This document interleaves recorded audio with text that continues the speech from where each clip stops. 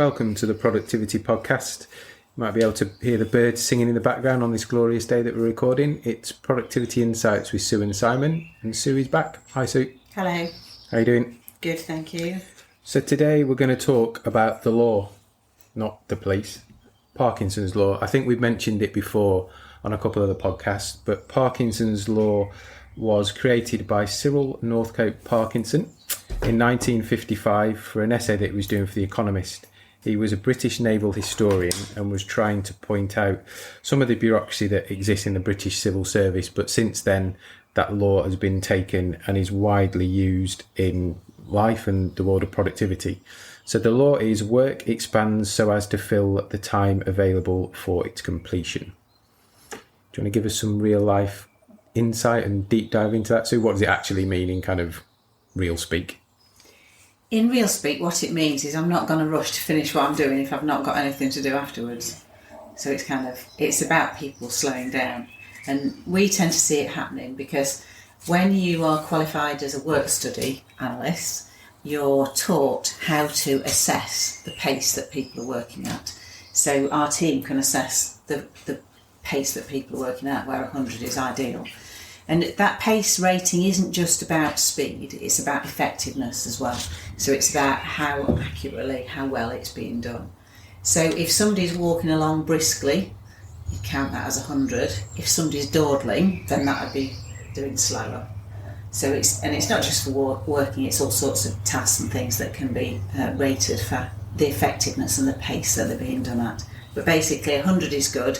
If you're consistently over 100, you're going to risk burnout because it's hard for humans to maintain that pace. We do tend to see it in short bursts when people get busy to have a spell.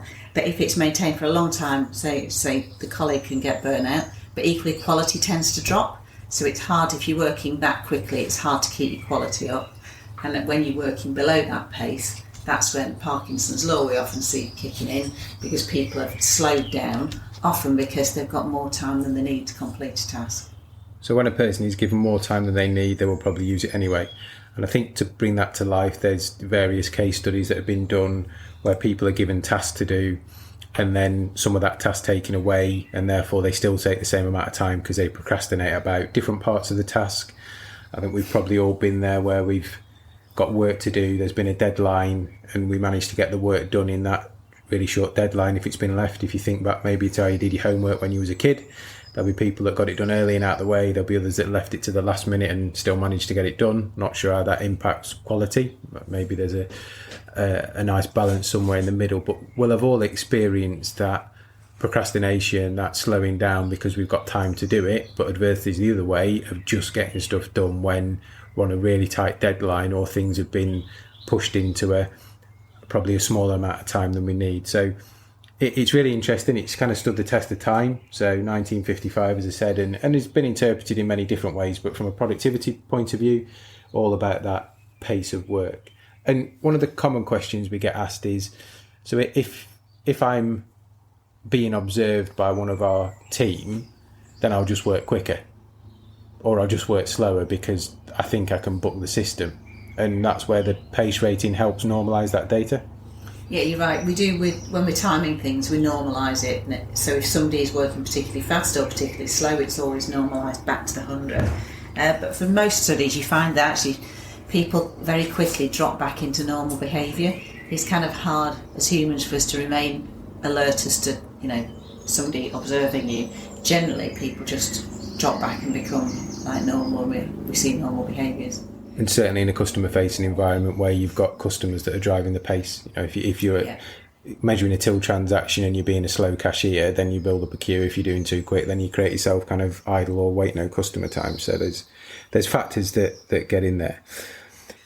So one of the questions we do get is, obviously pace can be flagged up as an opportunity. So if you've got a team that's working slower than they should be, so kind of below 90 out of 100, we'll be flagging that as an opportunity to get the task done quicker.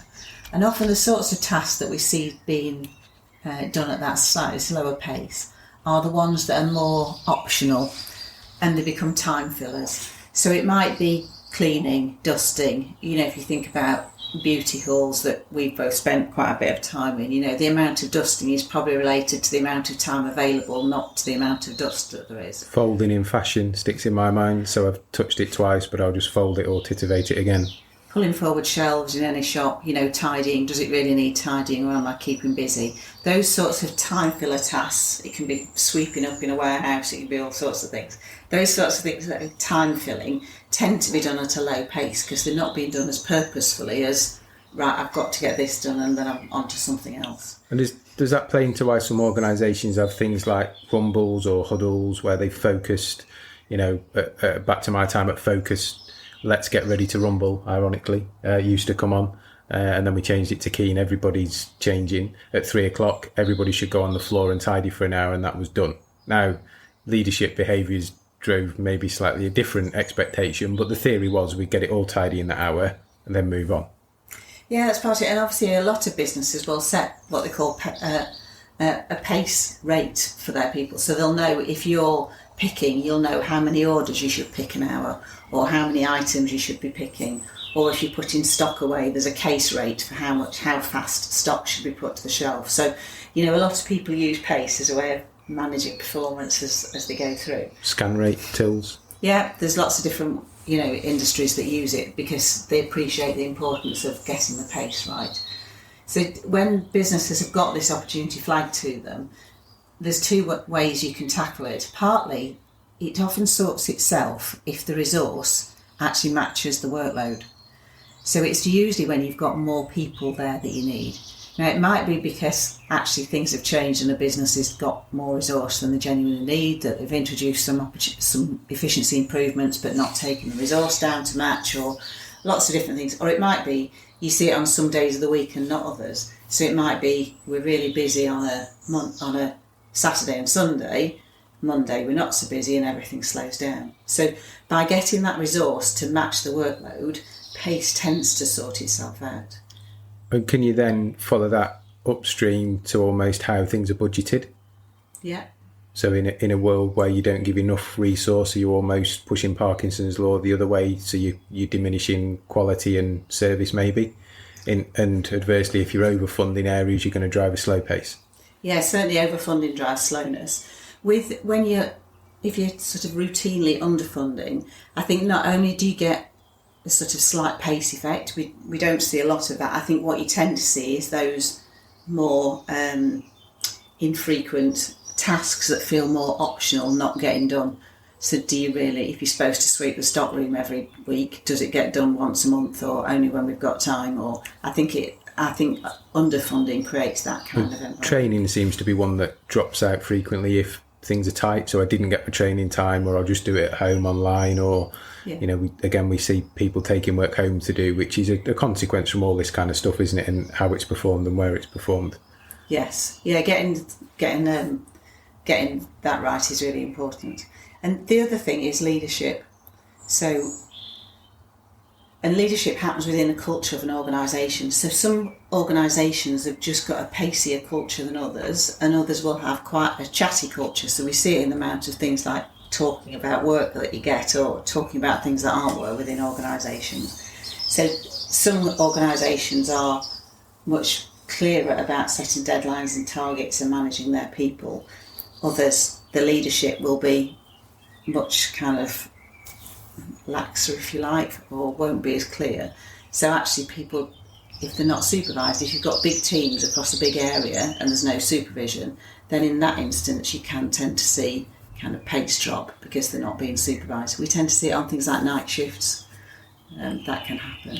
So does this come back to one of our earlier podcasts around role study, where you've got either an organisational hierarchy that's not fit for future or fit, or within that hierarchy you've got lots of people who are too involved in the task and not involved in the leadership point?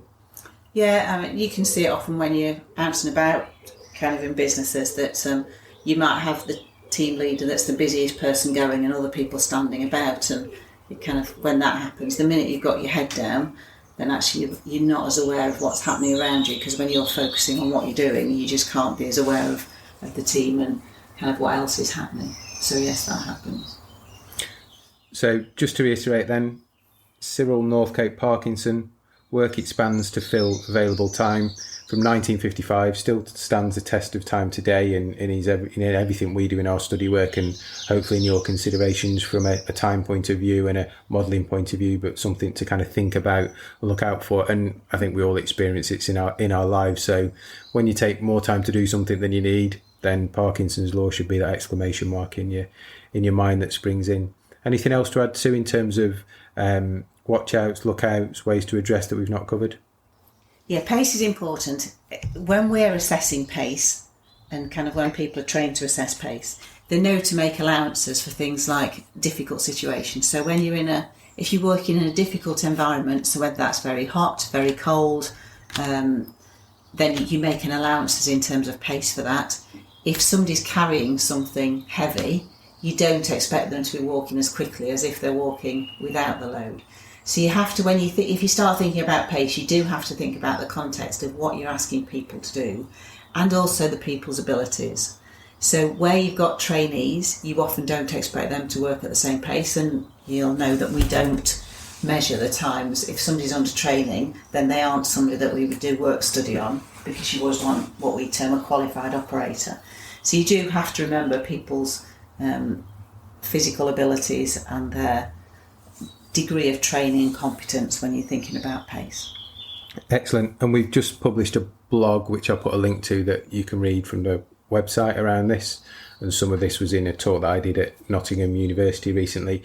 And the other point I probably want to make just before we close is benchmarking. So pace gives us a good way to benchmark across tasks, across locations, within industry, outside of industry, and comes back to some of those familiar tasks that Sue talked about in terms of housekeeping and cleaning and all the other bits. So again, in your thinking, use the pace for those tasks as a good way to benchmark across, to really then get under the skin of what's driving that difference. Is it leadership? Is it layout? Is it manager's day off? Whatever it might be, because there's some real clues in there to help you drive the productivity within your organisations forward.